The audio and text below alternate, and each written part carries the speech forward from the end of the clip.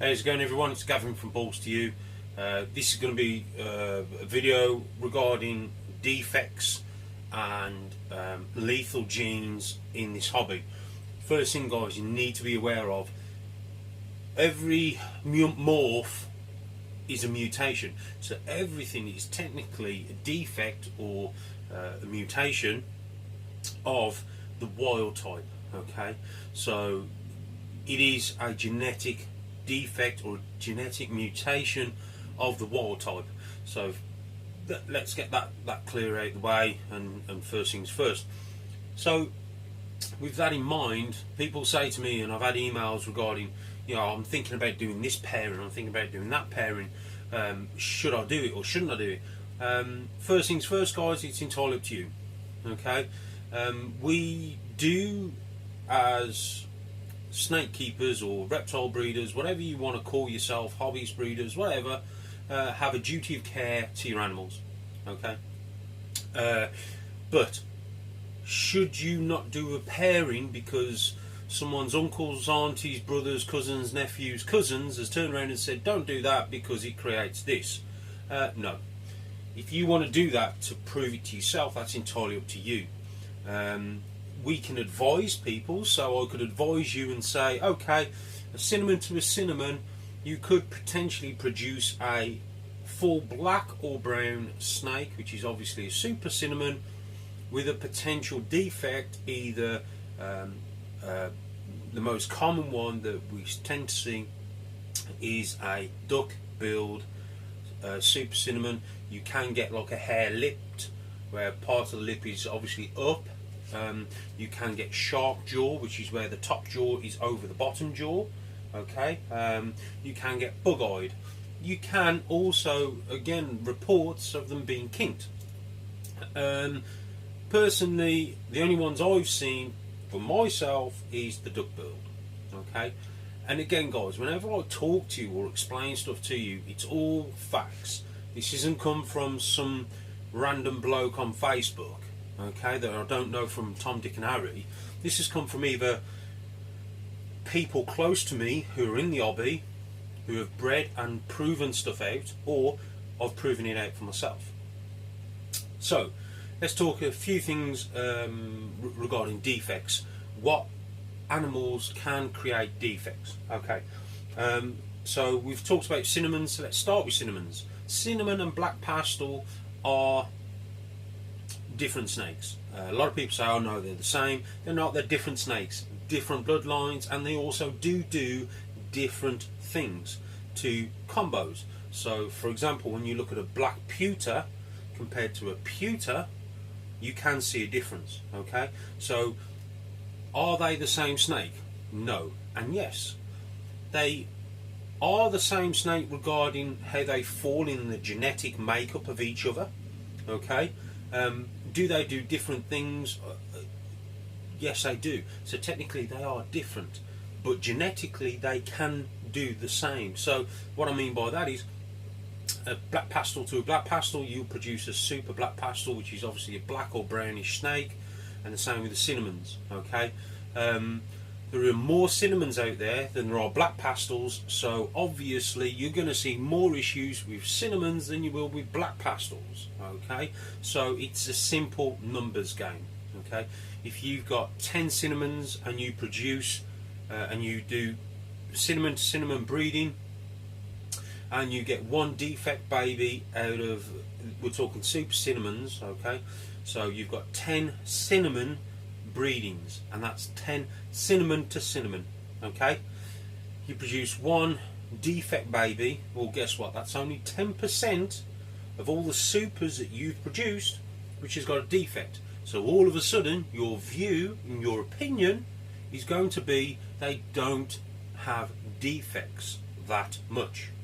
Okay, now if you've got two pairs of cinnamons and you're doing 2 lots of breeding, so you've got cinnamon to cinnamon and cinnamon to cinnamon, and one of them babies comes out with a defect, then it's 50% of your production, let's say, has been defect. Okay, so all of a sudden your percentage is higher. Okay, you've done less breedings but your percentage is higher. right? So then you would turn around and say to people, well, it's a 50-50 chance. So what I'm trying to say, guys, is there is no real data that can clarify and say 50% of your super cinnamons will be kinked or have duck billed or bug-eyed, and the other 50% will be fine, because it can vary on how many pairings you're doing in that season. Okay, it's a genetic thing. Okay, so I have produced super cinnamons with duck bills, and that's it. That's the only defect I've had with them. They have all been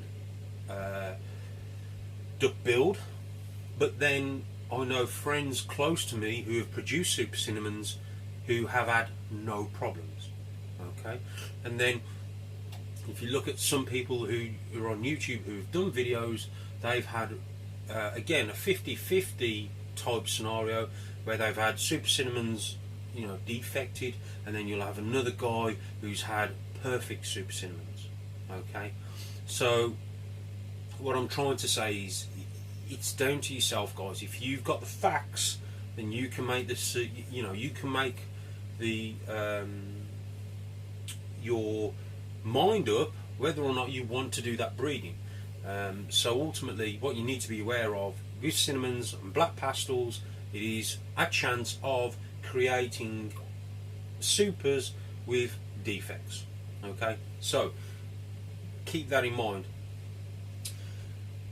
Going off the cinnamons and black pastels and going on to the blue-eyed leucistic gene pool or area, let's say. So that's stuff like Butters, Lessers, Mojaves, Super Russos, I think it is, and there's a few others, but let's look at them. Do they create defect babies? Well, yes and no. I haven't had any problems, but then I have seen some blue-eyed Lucies with bug eyes. But to be perfectly honest with you guys, I have also seen other mutations, non-supers, with bug-eyed. Bug-eyed basically means bigger eyes. I've also seen some animals, again, not supers, with no eyes. I've also seen some animals, again, not supers, with small eyes. It's one of them. Okay? Anything can happen in anything. I've also seen, for myself, a super version of something which is in the blue-eyed leucistic complex with kinks. Now, does that mean all blue-eyed Lucy's kink? No. Shit happens. Simple. Okay? It happens. Whether it be a blue-eyed leucistic, a pastel, a spider, a cinnamon, it does happen regardless on the morph. Again, guys, going back to the beginning, these are all mutations of the wild type. Okay? The problem is when you've got a lot of stuff out there, like you have a lot of cinnamons compared to black pastels, the cinnamons are going to get bred more, and you're going to see more data on the cinnamon than you will the black pastel. So all of a sudden, you're going to see a lot of people saying, oh, you know, super cinnamons create duck-billed, you know, don't breed them together because it makes a monstrosity. No, that's not true. I'm sure if it was the other way around and there was more black pastels compared to cinnamons out there being bred, I'm pretty sure you'd see the data would swap from the cinnamon and onto the black pastel. So, blue-eyed Lucies, can you get defects? Yes. Would it stop me breeding them? No. Have I had any problems? No. Would I do the pairings again? Yes, I would. Some people say Mojave to Mojave produces defect babies. Well, I can tell you it doesn't. And again, going back to what I've seen personally, firsthand, okay? And again, super Mojaves, you could have one super Mojave which is bang on, you could have another super Mojave with a defect. That doesn't mean it's a Mojave to Mojave breeding problem. It just means at that particular point in the development of that baby, in the egg, it's had a defect. Okay, So that can happen. That can also be the same reason why some snakes are born with no eyes. They don't have any problems feeding or growing, they just literally have no eyes during the development of that baby in the egg. So that's the blue-eyed leucistic complex covered. Certainly if it was me, it would not stop me creating a blue-eyed leucistic. Whether it's got a defect or not, they're still stunning animals, and I would still treat them exactly the same. Okay. Does it hinder the health and the production or the feeding and the pooing and the general life of the snake? No, it doesn't. Okay. Kinking, yes. Kinking does and can affect the life cycle of the snake. So eating, pooing, shedding, breeding, it can affect that animal. While we're on the subjects of kinks, let's talk about caramels. Do caramels kink? Yes. It's a known fact that caramels do kink. They've pulled them out the wild with kinks. It's part of their genetic makeup, guys. Unfortunately, there is no cure, as in you can't breed it into another snake and potentially breed it out. Some people say het caramel to het caramel is better than a caramel to caramel. I can't see that being possible myself, because at the end of the day they both carry the wild type. It's just one's a visual expression of the caramel and the other one is a visual expression of the wild type, but it carries a caramel gene, so I can't see that happening. Remember what I said about the numbers game. This is a numbers game. So if you breed a caramel to caramel, all resulting babies will be visual caramels. Okay, now as I've just said, caramels are renowned for kinking. It happens, not all the time, it does happen. If you breed a het to a het, then look at the statistics. You will have a 25% of them babies will be visual caramels. So okay, let's say in each clutch you've had 4 eggs.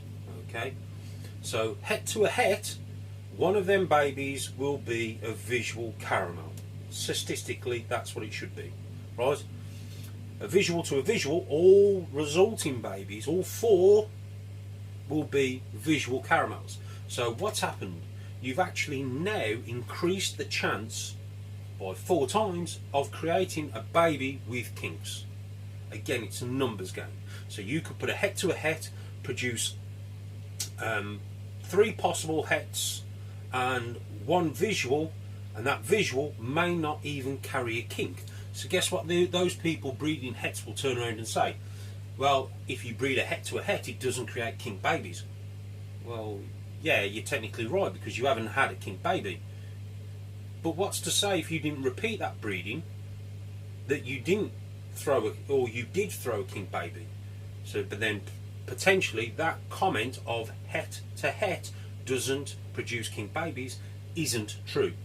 What you are doing by putting a het to a het is lowering the chances of you producing a kinked baby. Okay, hope this makes sense, guys, and bear with me.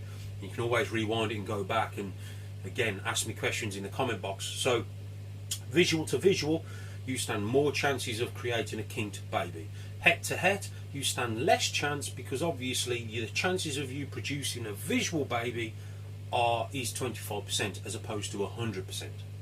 Okay, so caramels kink? Yes, they do. Do other mutations kink? Yes, they can. Is it in their genetic makeup? No, not like it is in the caramel.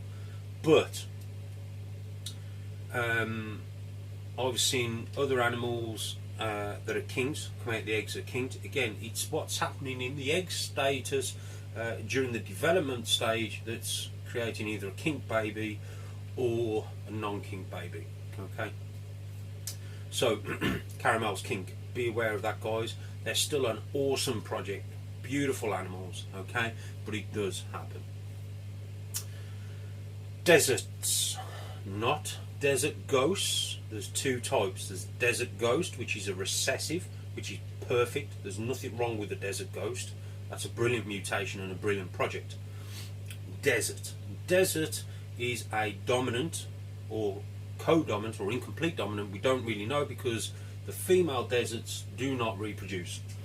There's someone very close to me, a big breeder, who I speak to on a regular basis, and he got into the desert project right at the beginning, and pretty much he had 5 females, 1 male. He's currently lost 2 females, and he's currently still holding on to the other 3 in hope that some way, somehow, they can produce eggs. Okay, the desert males are viable. You won't have no problems. The desert females, guys, are pets. If you get sold a desert female, it's only a pet. I would advise, do not breed from that animal. There has been no viable clutch from a desert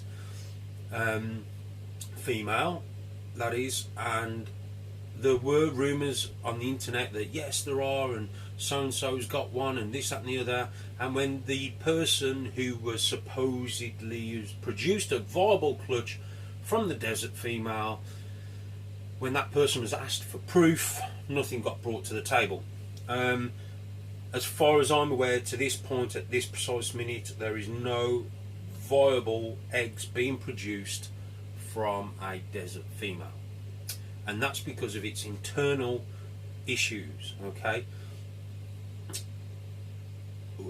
very quickly, there's a few things that happens with the desert female. It either ovulates too soon, so the eggs slug out, or the female becomes egg bound because she can't pass them and she ends up dying. So it's either like a hormonal thing where they ovulate, because obviously an ovulation is caused by hormones, a release of chemical into the body when the eggs are going into the oviduct to be fertilized.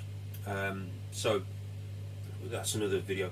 So it's either a hormonal problem where it's a issue in that sense where they're ovulating too soon, or there's a particular part in their oviduct where the eggs go through, it's pinched too tight so the eggs can't actually pass through, so it creates an egg-bound female in a sense, or the ovums are blocked, and sure enough that female will unfortunately die.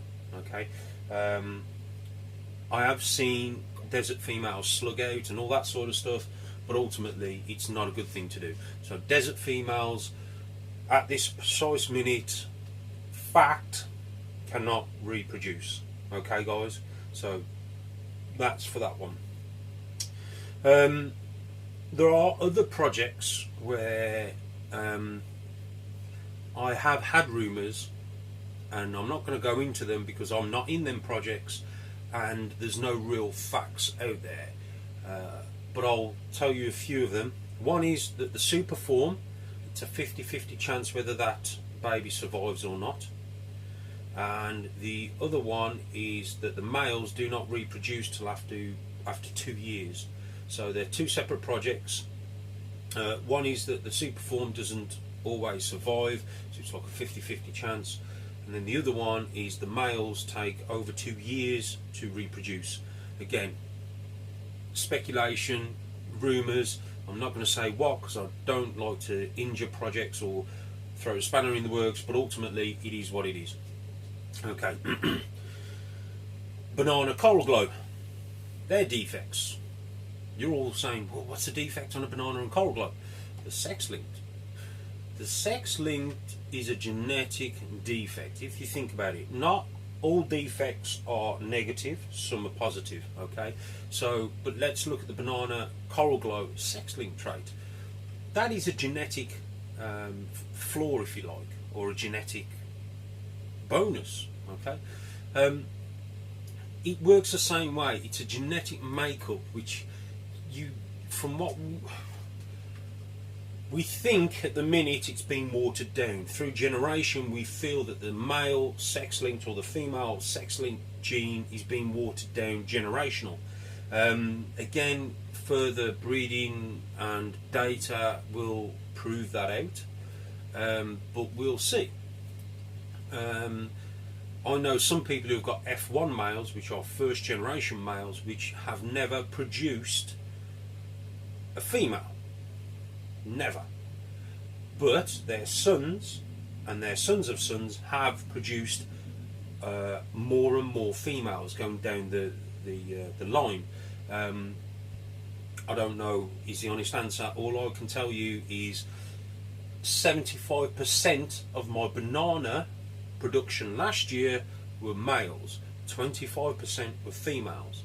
Now the average stat for this is 96% of a male maker will produce 96% males, and you have a 4% of producing females. Well, my stats from last year was 75% of the bananas I produced were males, 25% were females. Okay, so is it being watered down? I don't know. I'm still doing the data. We'll see what happens this year, and we'll see. Could it have been potluck last year? Yes, it could have. Okay, but we'll soon see this year, and we'll see if the data remains the same, or if it shoots back up, or if it drops. I don't know, but we'll see. So bananas sex-linked is and coral glows is obviously a genetic defect, if you like, or you know, a problem, because or non-problem. You know, it depends what you want, whether you want males or females. If you want female bananas and you've got a male producing banana, it's a problem. If you want to produce a male banana, then you've got a male maker, then it's not a problem, is it, guys? It's actually awesome. Okay, so that's a genetic flaw, if you like, regarding the sex link and the bananas and the coral glows. Let's talk about head wobbles, corkscrewing. The minute I say that, I guarantee most of you think spider, okay? But it's not just spider. I'm going to name some. Sable, hidden gene woma, we've got champagne, and we have the super spot nose, which is the Powerball, okay? And obviously we've got spider. For those who aren't aware of these snakes with head wobble, make sure that if ever you're buying a hidden gene woma, a champagne, a sable, a super spot nose, or a spider, you ask the breeders or the person that's selling the animal, does it have a head wobble? Okay, because a lot of people have been caught out. I know someone that's brought a champagne and it was wobbling its head off at feeding time, and they weren't aware of that because the breeder didn't tell them, and it obviously worried this person. So that's another reason why I want to make this video, so you guys are armed with all the information possible. So all these animals carry a head wobble trait. The difference is, why is the spider the one that everyone thinks of? And the reason for that is because everyone has a spider pretty much in their collection. It's very rare you have woma, hidden gene woma, sable, champagne, super spot nose, but the spider virtually everyone's got, and the spider is more out there than anything else. So guess what? Again, it's a numbers game. You're going to see more info, more data on the spider than you will the other 5 that I've mentioned. Now, going back to why do they have head wobble or corkscrew or this and the other, the reason being is because their genetic makeup falls very close to a motor skill problem, and Kevin at Nerd has highlighted this particular issue as well, so I'm going to go over it. The original spider, okay, let's spider, hidden gene woma, and woma, them 3 were, there's only ever been one of each pulled out the wild. To this day that we know, there's only ever been one pulled out the wild. The original spider had was loopy, okay, but the pattern and the colour potential was phenomenal, and you guys who know me know I love spiders.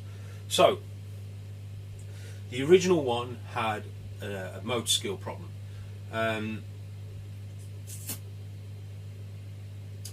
Do all spiders have head wobble? Yes, they do. All champagnes have head wobble. All womas have head wobble. everything that I mentioned, they all have the potential to have a head wobble or a corkscrew effect. And again, guys, I've seen with my animals wobble, head wobble, corkscrew come and go. And again, I don't mean it's gone completely, I just mean sometimes it shows itself more than others. It's like people who suffer with epileptic fits. Be perfectly fine 1 minute, the next minute they're having a fit. Okay, it comes and goes. It doesn't mean that it's gone. They just live with that problem. You know, that chance of them having an epileptic fit, if you like. And that's the same with you know, the spider genetics, or the champagne, the sable, the woma, the hidden gene woma, the super spot nose. It can happen, and you need to be aware of it. It certainly doesn't put me off. I think it adds more personality to the snake than it does anything else.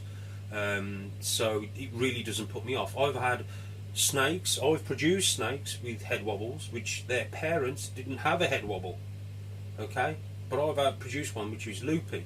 I've still got her, she's doing fine, she's feeding, she's awesome. Okay, but I have also produced non-head wobble babies. So the mum may have a slight, you know, she'll hold her head to the left, or she may have a little bit of a wobble. The babies have been bang on.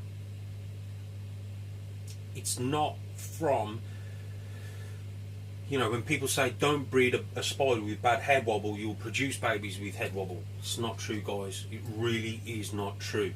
Okay, the wobble is there, whether it's in the mum or not in the mum. The mum will have it, the dad will have it. It's there.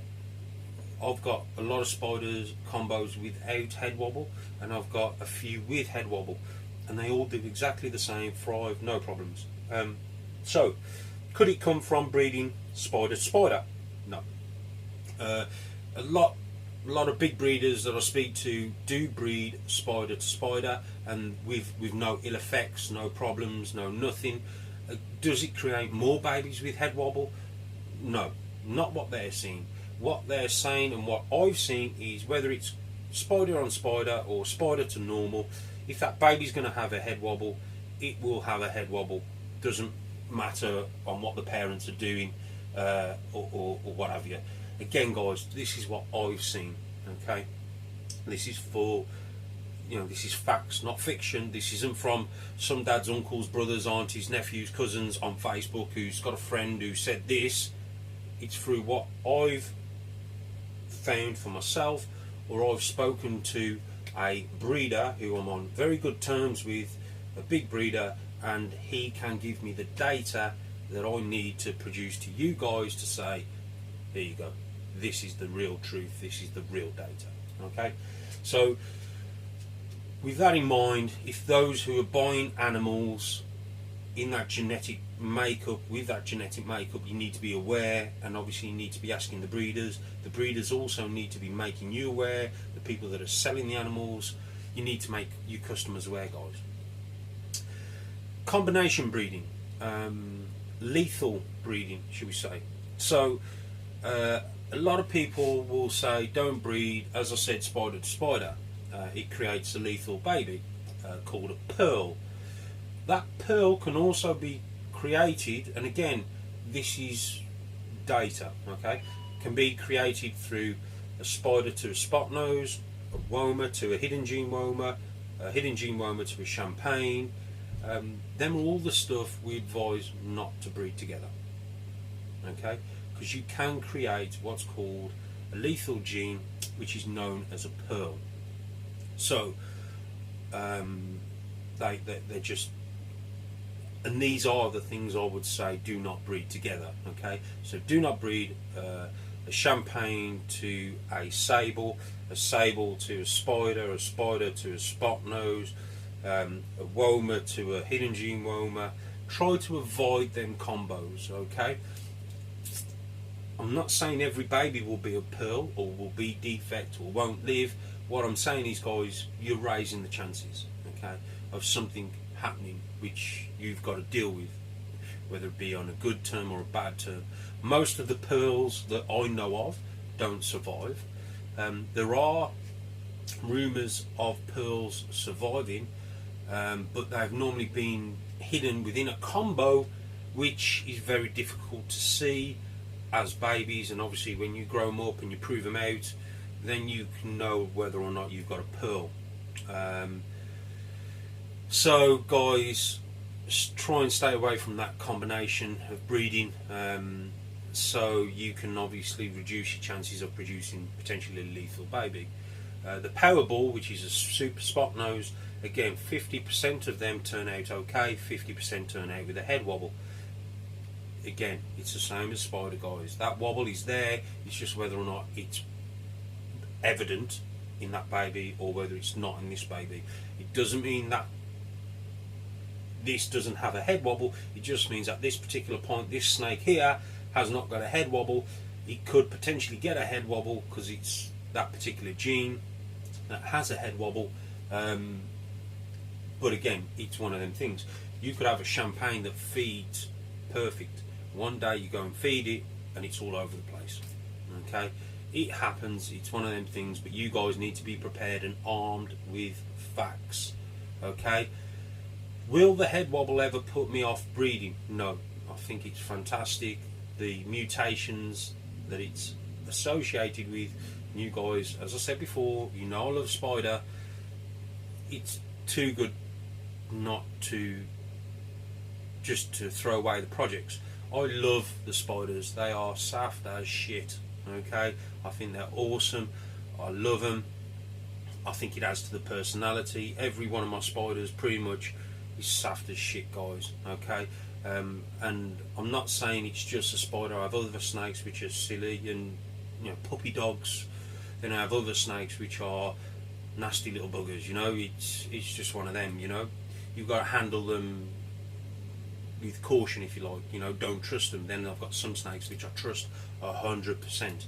And what I'm also going to say, just very quickly before we go any further, I have also produced a normal which has a head wobble. I've also produced a pastel which had a head wobble. None of them came from a spider breeding. Okay, they thrive, they do fine. The people that have had them update me regular and they're doing fantastic, they love them. It happens. Okay guys, so don't be put off by anything that you hear. Research, get the facts for yourself and then decide. Okay, again, I can only tell you the truth. I'm not going to scaremonger you, I'm not going to sugarcoat anything. It is what it is. You need to be aware of the facts. If you want to get involved in that project, at least you know the facts, guys. Okay, so I'm going to wrap this one up. This is obviously very, it could be an in-depth conversation, and if you feel like you want to add something to the video, please put it in the comment box below. I love all your comments, I love all your feedback. It means a lot. Your support is fantastic. The one thing I don't want people slating or hounding or being horrible to other people on my channel. At the end of the day, guys, this is where we can all meet, all have a good conversation as adults and discuss things. If you've got your ways and your feelings about things, then that's fine. We can all agree to disagree, you know. We all are our own people. So don't hound people, don't bully people. Just be human beings, treat everyone how you'd like to be treated. And like I said, there are some muppets out there, guys, but the majority of people in this hobby are real nice people. Okay, so that wraps this one up very quick. Okay, sorry about that, guys, just quickly cut off at the end, but very quickly I'm going to wrap it up.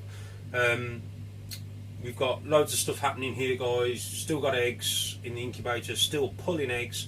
We've still got stuff from the 2016 breeding season, and we're also going into the 2017 breeding season very soon. People have asked me to do some breeding videos, how to breed ball pythons.